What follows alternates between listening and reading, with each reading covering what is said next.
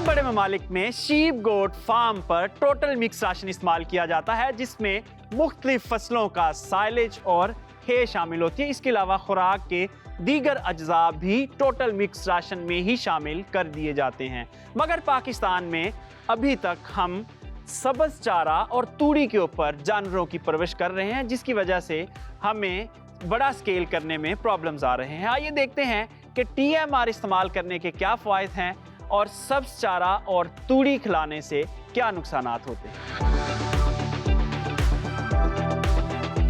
जानवरों की फीड के माहिरीन के मुताबिक छोटे जानवरों को सब्ज़ चारा खिलाना नुकसान का बायस बनता है, इसलिए लाइव स्टॉक में तरक्की याफ्ता ममालिक इन जानवरों को टोटल मिक्स राशन खिलाते हैं, जिसमें तमाम जरूरी ग़िज़ाई अज्जा मौजूद होते हैं जो इन जानवरों को दरकार होते हैं। सब्ज़ चारे का एक नुकसान ये भी है कि इसे रोज खेत से काटना पड़ता है, जो ज्यादा गर्मी, ज्यादा सर्दी, बारिश और मौसमी हालात में मुश्किल हो सकता है और जानवर भूखे रह सकते हैं।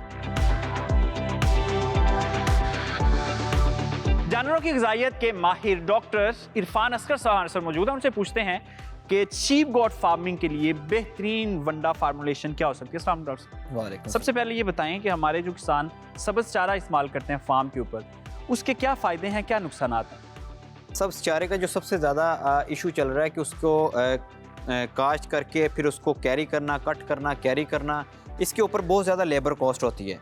और उसके अलावा फिर उसका दूसरा जो सबसे बड़ा इशू है कि जो हमारे जो फार्मर हजरात हैं उनको पता नहीं चलता कि हमने किस स्टेज के ऊपर इसकी चारे को डालेंगे तो उसकी जो एक होमोजेनाइज्ड मिक्सचर है पूरे साल में जो हम उन्होंने एक यूनिफॉर्म जो उसका उनका जो एनिमल की बिल्कुल ठीक है, चारा मुख्तलिफ स्टेज पे अपनी ग़िज़ाइयत बदलता रहता है। डॉक्टर साहब ये बताएं कि TMR पाकिस्तान में जो कमर्शियल फार्म्स हैं उनके ऊपर भी इस्तेमाल नहीं हो रहा है, इसकी क्या वजह है। इसको अगर स्टोर किया जाए 15% ड्राई मैटर के ऊपर मॉइस्चर के ऊपर अगर इसको स्टोर कर लें और फिर पूरा साल वो उसी वनडे और उसका मिक्सचर अगर 75% अगर कंसनट्रेट और साथ 25% ये साथ है और मिक्स करके एक टोटल कंप्लीट अगर एक TMR की फार्म में एनिमल को देंगे तो फिर वो कैलकुलेशन भी बड़ी अच्छी अपने एनिमल्स की कर सकते हैं कि हमने क्या दिया और उसके रिटर्न में हमने क्या खिलाया। डॉक्टर साहब ये बताएं कि बेस्ट फार्मूलेशन क्या है TMR की जो हम भेड़ बकरियों के लिए तैयार करते हैं। एक तो आप जो बरसीम और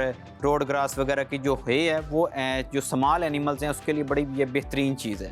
ठीक है, अगर इसको आप कंसनट्रेट के साथ अगर कुछ 75% कंसनट्रेट और 25% अगर आप ये इसके अंदर ऐड कर लें और बाकी सारे ये लवाजमात ये जितने भी ग्रीन फॉडर वगैरह वाले अगर आप ख़त्म कर भी दें तो ये बड़ा एक बेहतरीन मिक्सचर होगा जो 55 रुपये से 60 रुपये के करीब कॉस्ट करेगा और ये एनिमल के लिए बेनिफिशियल होगा। डॉक्टर साहब क्या छोटे जानवरों को साइलेज डाला जा सकता है। इसमें थोड़ा सा ये है कि एसिडिटी का इशू हो सकता है, लेकिन उसमें आप उसमें सोडा बाइकार वगैरह यूज़ करके तो आप इसके ह्यूमन की pH वगैरह को आप मेंटेन कर सकते हैं, इसमें कोई ऐसा इशू नहीं है। अच्छा डॉक्टर साहब ये बताएं कि जो हम TMR जानवरों को फीड करवाएंगे उसका पर डे का खर्चा कितना आएगा और जानवर पर डे कितना वेट गेन करेगा और फार्मर जो है उसको फी जानवर कितने पैसे बचेंगे।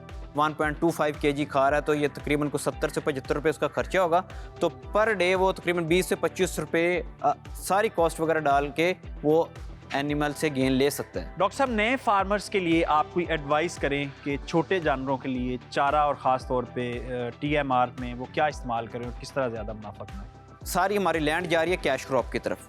जिस तरह ह्यूमन पॉपुलेशन इंक्रीज़ हो रही है तो उसके लिए हमें कैश क्रॉप के लिए उसको स्पेयर करना पड़ेगा लैंड को, तो उसके लिए बेहतर ये कि वो कट करके उसको आप सारा साल ड्राई करके सारा साल अगर आप यूज़ करें तो वो ज़्यादा बेनिफिशियल रह जाएगा, उसके बजाय इसके कि आप उसको 4 महीने 5 महीने के लिए आप क्रॉप को खड़ी रखें।